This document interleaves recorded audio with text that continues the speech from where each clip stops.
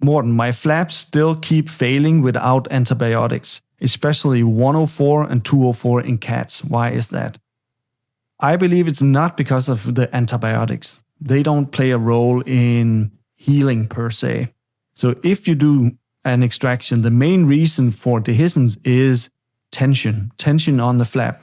In cats, you have to release much more dorsally than in dogs. That means your releasing incision needs to be much higher, and you can only release the periosteum above the mucogingival line, so the little line that goes across that bulge. You have to go up over that, so much more dorsal in cats. That's why it's a little bit more difficult to release the flap in cats than in dogs. But once you learn the technique, it's very straightforward, and they shouldn't dehisce whether you use antibiotics or not. Antibiotics is generally not recommended for healthy animals.